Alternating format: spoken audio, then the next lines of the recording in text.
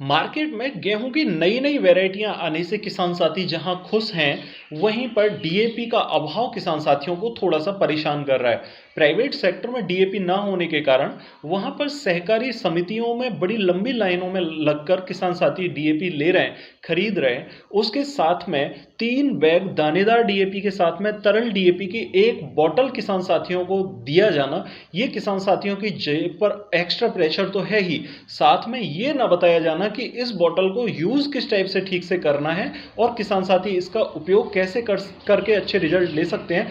ये किसान साथियों के साथ में मानसिक तौर पर भी प्रताड़ित करने वाला है। साथियों, आज की वीडियो में बात करने जा रहा हूं गेहूं की संपूर्ण जानकारी के बारे में। आज की वीडियो में बात करेंगे तरल डीएपी के बारे में। तरल डीएपी का हम गेहूं की फसल में कैसे उपयोग कर सकते हैं। आज की वीडियो में फोकस होगा पुराने गेहूं के बीजों के बारे में, क्योंकि बहुत सारे किसान साथी जो कि नया बीज परचेज नहीं कर पाते हैं, वो पुराने बीज का ट्रीट करके किस टाइप से यूज कर सकते हैं। अगली वीडियो में आज की वीडियो में बात करेंगे गेहूं की बेसल डोज के बारे में।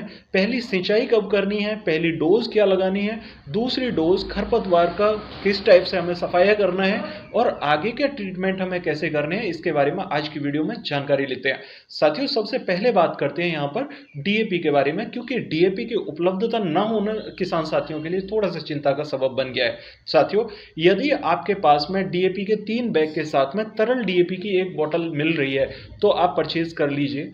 अगर आपने एक बोतल डीएपी की परचेज कर ली है या आपके पास दानेदार डीएपी उपलब्ध नहीं हो पा रही है, सिर्फ तरल डीएपी है, ठीक है, तो उसकी 500 ml की बोतल आप 600 रुपए में ले लीजिए। उसमें से लगभग 250 ml जो दबा है डीएपी है, उस डीएपी को गेहूं के ऊपर कोट करके सीड ट्रीटमेंट के तौर पर आप यूज कर सकते हैं। इसका बहुत बढ़िया रिजल्ट आपको मिलेगा। यहां पर बात करते हैं पुराने बीजों के बारे में, क्योंकि बहुत सारे किसान साथियों ने पिछले साल नई वैरायटियों का चुनाव करके बिजाई करी थी। अब वो थोड़े से चिंतित इस बात को लेकर हैं कि क्या हम पुराने बीज की बिजाई यहां पर कर सकते हैं। मैं आपको बता दूं कि जिन भी किसान साथियों ने डीबीडब्ल्यू 303 या डीबीडब्ल्यू 187 या 222 या डीबीडब्ल्यू की दूसरी किन्हीं भी वैरायटियों का चुनाव करके अपने खेत में पिछले साल गेहूं की बिजाई करी है, वो किसान साथी यहां पर लगभग 55 किलोग्राम गेहूं पिछले साल का ले लें और उसे थोड़े मोटे छटने में छान के उसमें से जो भी सरसों के दाने हों या किसी भी प्रकार के खरपतवार के दाने हों, वो साफ कर लें और जो दाना आपका साफ सुथरा है उस दाने को बाहर निकाल के एक साइड में डाल दें। ठीक है, इसमें आप 250 ml तरल डीएपी ले लीजिए और तरल डीएपी से उसे आप अच्छे से ट्रीट कर लीजिए। बुरकाव के माध्यम से बिजाई करने के लिए आपको 55 किलोग्राम गेहूं की जरूरत होगी, जो कि पिछले साल का है। और यदि आप मशीन से बिजाई करना चाह रहे हैं तो 50 किलोग्राम गेहूं पिछले साल वाले में से आप लेकर बिजाई कर सकते हैं। जो किसान साथी यहाँ पर नए बीज का चुनाव कर रहे हैं, वो भी इस टाइप से डीएपी से अपने गेहूं को ट्रीट करके अच्छे रिजल्ट जरूर ले पाएंगे। साथियों, यहाँ पर अगर आप 55 किलोग्राम गेहूं ले रहे हैं, उसको 250 ml डीएपी से अच्छे प्रकार से ट्रीट कर लीजिए। ट्रीट करने के साथ में आप यहाँ पर कोई भी फंगीसाइड ले सकते हैं, जैसा कि मैंने वीडियो में दिखाया भी है आपको। उसमें आप फंगीसाइड या तो कार्बेंडाजिम मैनकोजेब ले लीजिए। कार्बेंडाजिम आप लगभग 12% और मैनकोजेब 63% का कॉम्बिनेशन अगर लगाएंगे तो ये गेहूं के ट्रीटमेंट के लिए बहुत बढ़िया रहेगा। कार्बेंडाजिम 50% अगर ले लेते हैं, वो भी आपके लिए बहुत सॉलिड सॉल्यूशन है। यदि आप कार्बेंडाजिम मैनकोजेब का कॉम्बिनेशन मिक्स करके लगा रहे हैं तो 5 ग्राम कार्बेंडाजिम मैनकोजेब को गेहूं के साथ में कोट करें 1 किलोग्राम गेहूं के लिए। ठीक है, यदि आपने 55 किलोग्राम गेहूं 1 एकड़ जमीन में बिजाई करने के लिए लिया है, तो वहां पर आपको लगभग 250 ग्राम के एक पैकेट से अपने गेहूं को अच्छे प्रकार से ट्रीट करना होगा। ये फंगीसाइड के ट्रीटमेंट से बहुत अच्छे रिजल्ट आपको मिलेंगे। और पुराने बीज का अगर आप इस टाइप से ट्रीटमेंट करके बिजाई करेंगे तो यकीन मानिए आपको अच्छे बीज के रिजल्ट देखने को मिलेंगे। ठीक है, यदि आपके पास में नया बीज है तो नए बीज में आप डीएपी से 250 ml प्रति एकड़ के हिसाब से लिए गए बीज में यदि आप बुरकाव के माध्यम से लगा रहे हैं तो 48 किलोग्राम से लेकर 50 किलोग्राम बीज जरूर लें। और यदि आप मशीन से बिजाई करने के लिए लगा रहे हैं तो फिर यहाँ पर आप 45 किलोग्राम तक बीज ले सकते हैं। 40 किलोग्राम से लेकर 45 किलोग्राम कंपनी अलग अलग सजेस्ट कर रही है, उस टाइप से आप ले सकते हैं। उसके ट्रीटमेंट के लिए आपको 250 ml डीएपी ही लेना होगा। अब 250 ml जो बॉटल में बचा हुआ डीएपी है उसका क्या करना है वो मैं आपको आगे बताता हूँ, ठीक है। सीड का ट्रीटमेंट होने के बाद आपको बात करनी है खेत की तैयारियों की। देखिए पलेवा कर रहे हैं, ठीक है, वो यहाँ पर एक बैग यूरिया लगभग 35 किलोग्राम यूरिया जरूर लें और 35 किलोग्राम यूरिया के साथ मिक्स करें जिंक सल्फेट। जिंक सल्फेट 5 से 6 किलोग्राम प्रति एकड़ के हिसाब से ले सकते हैं। सल्फर आप यहाँ पर 5 से 6 किलोग्राम ले लें दानेदार ग्रेन्यूल में। यदि आपके पास में पाउडर फॉर्म में सल्फर है तो WDG 90% की आप 2 से 3 किलोग्राम मात्रा ले लीजिए, वो काफी रहेगी। साथियों, उसे यूरिया खाद के साथ आप मिक्स कर लीजिए। जिंक सल्फेट और सल्फर डालने के लिए मैं आपको क्यों कह रहा हूं, इसके पीछे का कारण यह होता है कि सल्फर और जिंक जब भी हम खेत के अंदर डालते हैं वो तुरंत रिजल्ट हमारे पौधे को नहीं देते, उनको गलने में, मिट्टी में मिक्स होने में समय लगता है। इसमें आपको 20 से 25 दिन का समय भी लग जाता है। और बेसल डोज में अगर हम जिंक और यहां पर मिक्स करेंगे सल्फर को तो वो डीएपी के साथ मिलकर रिजल्ट नहीं देता। इसलिए यहां पर हमें पलेवा के समय पर ही जिंक और इसके साथ में सल्फर को डालना यूरिया के साथ बहुत अच्छा रहेगा। सबसे अहम पार्ट की आज मैं बात करूंगा वो है पीएच बैलेंस। यदि आपके खेत में धान की फसल में बहुत ज्यादा खाद लगाए गए हैं तो यकीन मानिए मिट्टी की क्षारीयता बढ़ रही होगी और आपकी मिट्टी में न्यूट्रल पोषक तत्व तो फिक्स हो गए होंगे, ठीक है। इन्हें एक्टिवेट करने के लिए जिप्सम बहुत कारगर होता है। बहुत सारे किसान साथियों की सोसाइटियों पर जिप्सम लगभग फ्री से में मिल जाता है, 60 से 70 रुपए का बैग मिल जाता है। आप 100 किलोग्राम प्रति एकड़ के हिसाब से जिप्सम ले आइए और उसे पलेवा के साथ में खेत में बुरकाव कर दीजिए। अगर आप अपने खेत में, नॉर्मल खेत में जिप्सम का बुरकाव कर देते हैं वो बहुत बढ़िया रिजल्ट देगा।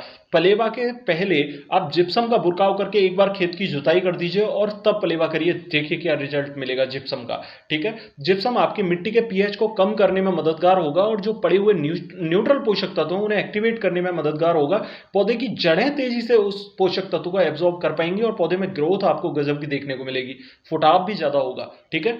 अब बात करते हैं बेसल डोज के बारे में, क्योंकि बेसल डोज गेहूं की फसल का बहुत अहम पार्ट होता है। अगर बेसल डोज आपने ठीक से डाली है, क्योंकि धान की फसल में बेसल डोज मैटर ज्यादा नहीं करता, गेहूं की फसल में बेसल डोज बहुत अहम रोल प्ले करता है। धान की फसल में हम पौधे की रोपाई करते हैं तो बेसल डोज हमें इसलिए ज्यादा महत्व नहीं रखता क्योंकि पौधे की जड़ों का विकास पानी में होता है और तेजी से पौधे की जड़ें पानी में बढ़ जाती हैं, जबकि गेहूं की जड़ें सूखे खेत में बढ़नी होती हैं। और पौधे की जड़ों का गुबार अगर ना बने तो पौधे का तना कमजोर रह जाता है और फुटाव कम निकलता है। इससे हमारे पौधा तो क्या, उत्पादन पर सीधे फर्क पड़ता है।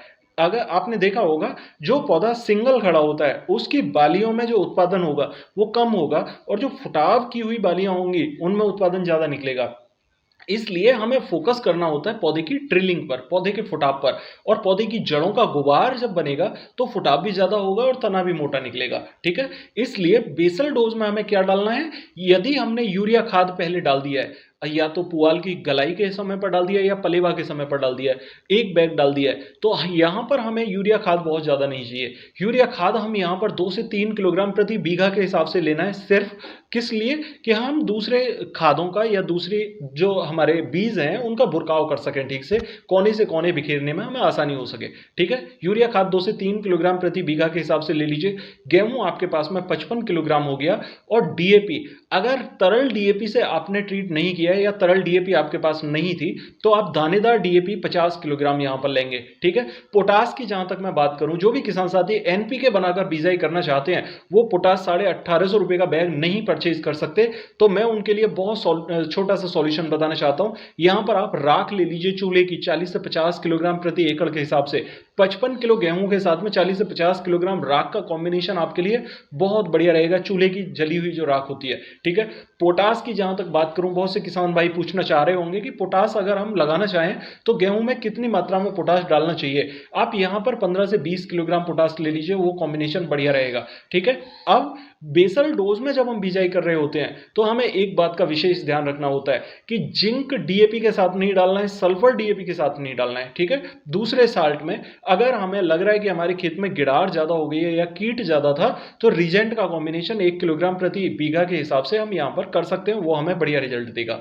ठीक है, बहुत सारे किसान भाई बोरॉन डालना चाहते हैं क्योंकि गेहूं की फसल में उन्हें दाने में चमक ज़्यादा बढ़ानी है और दाने में जो बालियां आती हैं, धान की फसल में भी बालियां अगर सिकुड़ी सिकुड़ी रही हैं तो 3 किलोग्राम प्रति एकड़ के हिसाब से बोरॉन 20% वाला डाल दीजिए, वो बहुत बढ़िया रहेगा। ठीक है, जब आप बेसल डोज के साथ में गेहूं की बिजाई कर देते हैं, गेहूं की ग्रोथ बहुत अच्छी होती है, गेहूं का फुटाव बहुत बढ़िया रहता है। लेकिन यहां पर एक बात विशेषकर ध्यान रखनी होगी कि जो भी किसान साथी 28 दिन पर पानी लगाते हैं, 28 दिन पर पानी लगाने के समय पर जो हमारे पौधे की जड़ें होती हैं, वो उन जड़ों का गुबार तब बनता है जब हम 12 से लेकर 20 दिन के समय पर एक स्प्रे कर दें अपने गेहूं के अंदर। और ये स्प्रे किस चीज का होना चाहिए? जो 250 ml डीएपी आपने बचाई थी, ठीक है, गेहूं के सीड ट्रीटमेंट से, उस 250 ml डीएपी को ले लीजिए। इसके साथ में यूरिया कितना मिक्स करना है आपको? यहां पर 500 ग्राम यूरिया मिक्स करना है। और यूरिया के साथ में मिक्स क्या करेंगे यहां पर आप? ह्यूमिक एसिड 500 ग्राम। ठीक है, इन तीनों चीजों का कॉम्बिनेशन कर लीजिए। जिन भी किसान साथियों के पास यूरिया उपलब्ध ना हो, डीएपी के साथ में ह्यूमिक एसिड मिक्स कर सकते हैं और एक स्प्रे 12 दिन से लेकर 20 दिन पर कर दीजिए। साथियों, ये जो स्प्रे होगा ना, ये आपको बहुत गजब के रिजल्ट देगा। आपके पौधे की जड़ों का गुबार बढ़ाने के साथ साथ पौधे में ट्रिलिंग बहुत जबरदस्त आएगी। और जिन भी किसान साथियों ने ये प्रैक्टिकल पहले किए हैं, उन्होंने बहुत बढ़िया रिजल्ट लिए हैं। आप भी इस बार इस टाइप से रिजल्ट ले सकते हैं। जिन भी किसान साथियों के पास लिक्विड डीएपी ना हो, वो यहाँ पर यूरिया खाद के साथ में और ह्यूमिक एसिड का मिक्स करके एक स्प्रे दे सकते हैं। यूरिया खाद 500 ग्राम, ह्यूमिक एसिड 500 ग्राम के साथ में कॉम्बिनेशन बना के आप 12 से 20 दिन पर एक स्प्रे कर दीजिए। इस टाइप से स्प्रे करने के बाद में आप 28 दिन पर अपने खेत में पहला पानी लगाइए।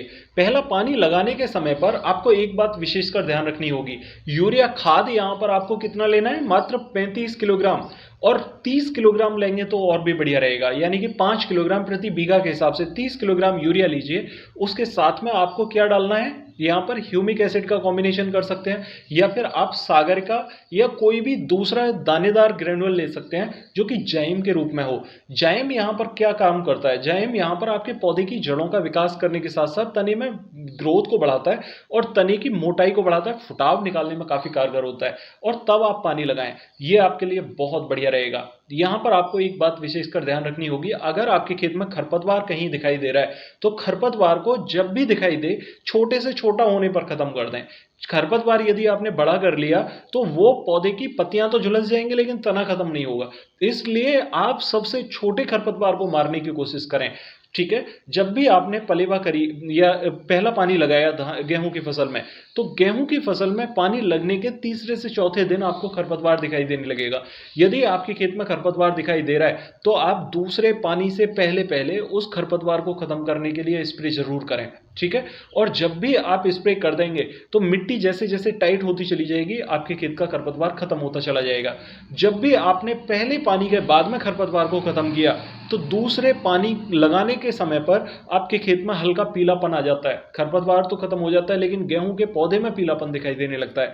इसको कम करने के लिए आपके पास में दूसरा सॉल्यूशन क्या होता है? Zinc sulphate. अगर आपने जिंक पहले नहीं डाला है तो जिंक यहां पर कॉम्बिनेशन बनाए। जिंक यहां पर 5 से 6 किलोग्राम ले लीजिए, यूरिया खाद 30 किलोग्राम के साथ में, और इसके साथ में मिक्स करना होगा आपको यहां पर ह्यूमिक एसिड। ठीक है, तीनों का कॉम्बिनेशन मिला के आप दूसरे पानी को लगाने से पहले बुरकाव कर दीजिए और दूसरा पानी लगा दीजिए। देखिए गेहूं में कितना गजब का रिजल्ट देखने को मिलेगा साथियों। रेतीली मिट्टी में किसान साथी यहां पर 5 पानी गेहूं की फसल में लगाते हैं और 5 पानी सामान्यतः फसल में लग जाते हैं। जब हमने 2 सिंचाई कर दी, 2 पानी लगा दिए, तीसरी डोज में हमें क्या डालना होगा? तीसरी डोज में हमें लौह पोषक तत्वों की कमी होती है पौधे के अंदर, क्योंकि दूसरी गांठ पैदा हो जाती है और पौधे के तने की मजबूती प्रदान करने के लिए यहां पर हमें ऐसे हार्ड केमिकल्स की जरूरत होती है जिनसे पौधे का तना हार्ड हो सके, मजबूत हो सके। यहां पर हमें कैल्शियम की जरूरत होती है, यहां पर हमें लौह पोषक तत्वों की कमी होती है। फेरस सल्फेट लीजिए, हरा कसिस 5 से 6 किलोग्राम प्रति एकड़ के हिसाब से।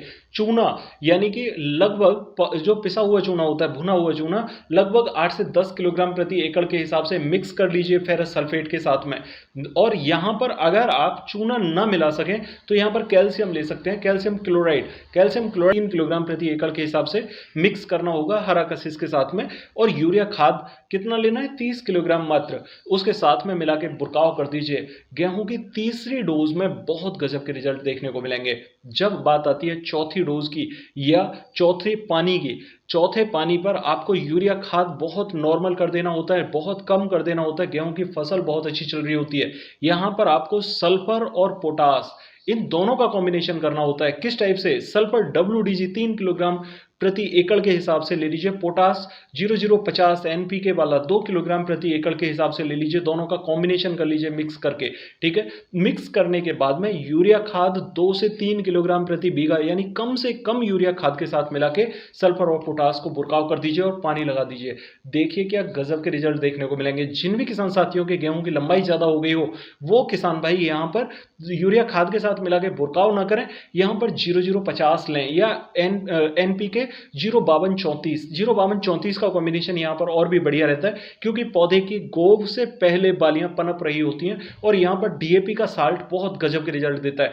ठीक है, इसके साथ में आप बोरोन मिक्स करिए, 05234 के साथ में बोरोन मिक्स करके चौथे पानी पर लगाने से आपको बढ़िया रिजल्ट मिलेंगे। साथियों यहाँ पर 05234 लगा दिया आपने, जब आपकी बालियां गोब में आ रही हों उस टाइम पर एक स्प्रे 0050 के साथ में बोरोन का आपको करना बहुत गजब के रिजल्ट देगा।